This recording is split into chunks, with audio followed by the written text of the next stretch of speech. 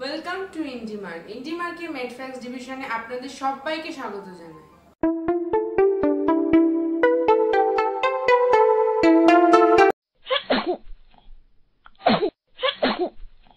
আজকে আমাদের টপিক হচ্ছে সর্দি কাশি বা হাঁচি, কোল্ড অ্যান্ড রাইনোরিয়া।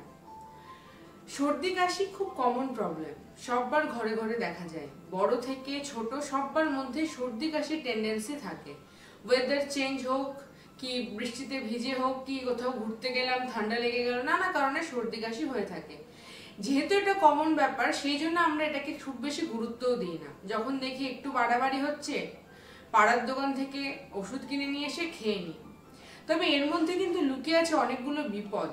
কারণ এই সর্দি কাশি কমন ব্যাপার হলেও এর মধ্যে কিন্তু অনেক সমস্যা রয়েছে।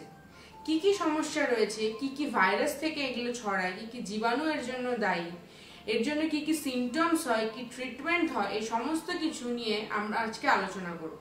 তাই ডিরেক্ট ফার্স্টেই জেনে নিই ডক্টর প্রবাল ঘোষের থেকে যে এর জন্য কোন কোন জীবাণুগুলো দায়ী। কতগুলো ভাইরাস আছে যেগুলো আমাদের সর্দি কাশির জন্য দায়ী। এর ভেতরে হচ্ছে অ্যাডেনো ভাইরাস, ইনফ্লুয়েঞ্জা ভাইরাস, প্যারা ইনফ্লুয়েঞ্জা ভাইরাস, রাইনো ভাইরাস এবং রেসপিরেটরি সিনসাইটাল ভাইরাস।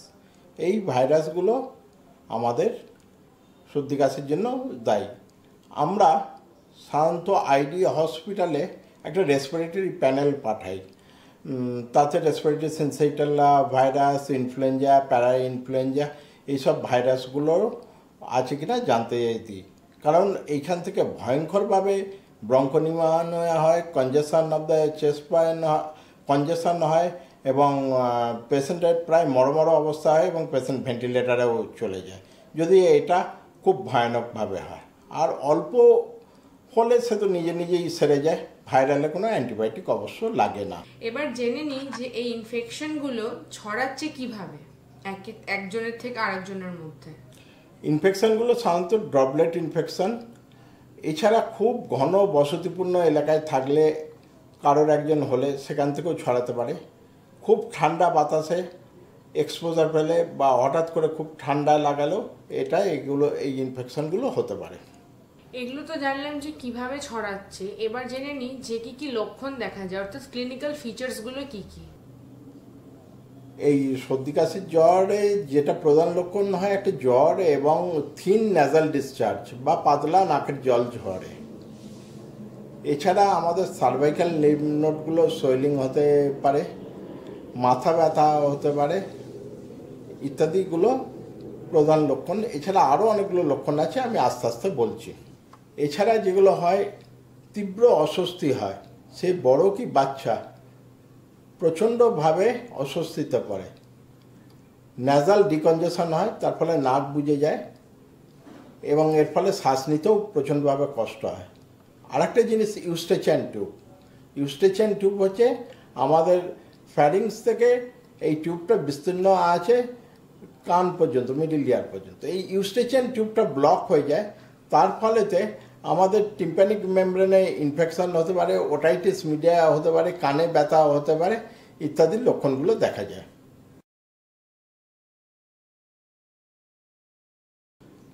কারোর ক্ষেত্রে হুইজিং দেখা যায়। হুইজিং মানে বুক থেকে সাঁই সাঁই আওয়াজ হওয়া। এছাড়া এই হুইজিংটা থেকে পরবর্তী ক্ষেত্রে ব্রঙ্কিয়াল অ্যাজমা হয়। প্রায় একটা প্রসঙ্গত বলি, যদি অ্যালার্জিক রাইনাইটিস হয় সেক্ষেত্রে নাক থেকে যে জল পড়ে বা মিউকয়েড ডিসচার্জ হয় সেটা পরিষ্কার হয়। আর এক্ষেত্রে জিজ্ঞেস করলে পাওয়া যায় যে রুগীর past history of allergic rhinitis ছিল বা অ্যালার্জি হতো।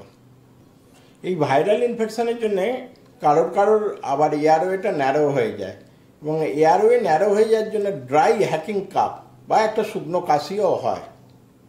এছাড়া ল্যাক্রিমাল ডাক্টটা বন্ধ হয়ে যায়, মানে ল্যাক্রিমাল ডাক্ট বলতে যা থেকে আমাদের চোখের জল বেরোয়, এবং এই ল্যাক্রিমাল ডাক্ট বন্ধ হওয়ার ফলে চোখ থেকে জল বেরোয়, মানে এক কথায় নাকের জলে চোখের জলে হয়ে যায়। এছাড়া ন্যাজাল ডিসচার্জ অনেক সময় পুরুলেন্ট হয়ে যায় বা হলদেটে কালার হয়ে যায় যদি ভাইরাল ইনফেকশনের উপর আবার সেকেন্ডারি ব্যাকটেরিয়াল ইনফেকশন হয়, সেক্ষেত্রে ন্যাজাল ডিসচার্জটা পুরুলেন্ট হয়ে যায়। এই যে এতগুলো লক্ষণের কথা আমরা জানতে পারলাম, কিন্তু এবার প্রশ্নটা হচ্ছে যে কতদিন ভুগতে হবে, অর্থাৎ কতদিন আমাদেরকে সাফার করতে হবে এই কারণে। দেখুন, ভাইরাল ইনফেকশন কিন্তু দিন তিনেকের ভেতর সাবসাইড করে যায়, কিন্তু স্নিজিং অফ দ্য নোজ বা স্টিপিং অফ দ্য নোজ এগুলো প্রায় সপ্তাহখানেক ধরেই থাকে। জানতে তো পারলাম যে কি কি জীবাণু থেকে এটা ছড়াচ্ছে, এর ক্লিনিক্যাল ফিচার্সগুলো কি কি, আর এগুলো কতদিন ধরে আমাদেরকে সাফার করতে হয় সবটাই তো জানলাম। এবার যেটা সবথেকে গুরুত্বপূর্ণ প্রশ্ন সেটা হচ্ছে যে এর ট্রিটমেন্ট কি কি করলে আমরা এই সমস্ত কিছু থেকে নিজেদেরকে রক্ষা করতে পারবো। প্রথমে আমাদের নাজাল ডিকনজেশনটা রিলিভ করতে হবে। এই জন্য 0.25% এফিড্রিন নর্মাল স্যালাইনের সাথে মিশিয়ে আমরা দিতে পারি, কিন্তু এটা 2-3 দিনের বেশি ইউজ করা উচিত না, কারণ এর ফলে আবার রিবাউন্ড কনজেশন হতে পারে। একটা রুমালের কোনাটা পাকিয়ে যদি নাকের গোড়ায় দেওয়া হয় তাহলে হঠাৎ একটা হাঁচি, শ্বশুরি লেগে একটা হাঁচি হয়ে যাবে, এবং তাতেও খানিকটা নাজাল ডিকনজেশন রিলিফ হতে পারে। এছাড়া আমরা ওরাল ডিকনজেশন ইউজ করতে পারি। সিউডোএফিড্রিন হাইড্রোক্লোরাইড ট্যাবলেটও আমরা খেতে পারি, বা সিউডোএফিড্রিন হাইড্রোক্লোরাইড সিরাপও খেতে পারি। এটা ওরাল নাজাল ডিকনজেশন। অ্যান্টিহিস্টামিনিক কিন্তু কোনো দেশেতে অ্যাপ্রুভড না, তবুও সেকেন্ড জেনারেশন অ্যান্টিহিস্টামিন সেট্রিজিন, লোরাটিডিন এইসবগুলো, অ্যাস্টিমাজল ইউজ করা যেতে পারে। এগুলো খুব বেশি ব্লাড ব্রেন ব্যারিয়ার ক্রস করে না, তার ফলে ঘুম পায় না। জ্বর হলে আমরা প্যারাসিটামল বা অ্যাসিটাফেন দিতে পারি উপযুক্ত ডোজেতে। অ্যান্টিবায়োটিক দেওয়ার কোনো প্রয়োজন হয় না। ভাইরাল ফিভারেতে অ্যান্টিবায়োটিকের কোনো রোল নেই, কিন্তু যদি জ্বর ক্রমাগত বাড়তে থাকে এবং পুরুলেন্ট ডিসচার্জ হয়, তখন বুঝতে হবে ভাইরাল ফিভারের উপর সেকেন্ডারি ব্যাকটেরিয়াল ইনফেকশন হয়েছে, তখন কিন্তু অ্যান্টিবায়োটিকের প্রয়োজন আছে। সর্দি, কাশি বা হাঁচি যখনই কিছু হয় আমরা অনেক সময় কফ সিরাপ কিনে খাই, তো এই কফ সিরাপটা কি আমাদের খাওয়া উচিত? না, কাপ সিরাপ একবারই নয়, কারণ কাপ সিরাপটা কী করে, কাপ সাপ্রেস করে দেয়, তার ফলে ভেতরের মেটেরিয়ালগুলো বেরোতে পারে না। তারা লাংসের ভেতর আমাদের যে ব্রঙ্কাস আছে সেখানে তো হানিকম্বিং করে এবং মেটেরিয়ালগুলো কনজেশন হয়ে যায়, এবং এটা পরবর্তী ক্ষেত্রে নিউমোনিয়াতেও চেঞ্জড হতে পারে। সুতরাং কাপ সিরাপ নৈব চ। খুব বেশি কাপ হলে গার্গেল বা কর্পূর ভেপার ইনহেলেশন এইসব ধরনের সাহায্য নিতে পারা যায়। এছাড়া নাক বুজে গেলে অক্সিমেটাজোলিন বা ইপাট্রোপিয়াম ব্রোমাইড নাজাল ডিকনজেশন ইউজ করা যেতে পারে। আচ্ছা, বাচ্চাদের ক্ষেত্রে হলে, বাচ্চা বা শিশুদের ক্ষেত্রে হলে বাচ্চাদের শোয়ানোর পজিশনিংটা ইম্পর্টেন্ট। তাদের প্রোন পজিশনে রাখতে হবে। প্রোন পজিশন মানে তার পেটের উপর বা বুকের উপর ভর দিয়ে, মানে উল্টো করে শুইয়ে দিয়ে তার পিঠ চাপড়ে দিয়ে তাকে হেল্প করতে হবে, সে যেন কেসে ভেতরের পুরুলেন্ট মেটেরিয়ালটা বার করে দিতে পারে। সর্দি কাশি খুব সামান্য ব্যাপার, আমরা সবাই জানি, কিন্তু সেটাকে খুব সামান্যভাবে না নিয়ে যদি এরকম কিছু হয়ে থাকে তাহলে অবশ্যই ডক্টরের পরামর্শ নিন, ডক্টরের প্রেসক্রাইব করা মেডিসিনই খান। ভুলভাল মেডিসিন নিজে প্রেসক্রাইব করে না খাওয়াই বেটার।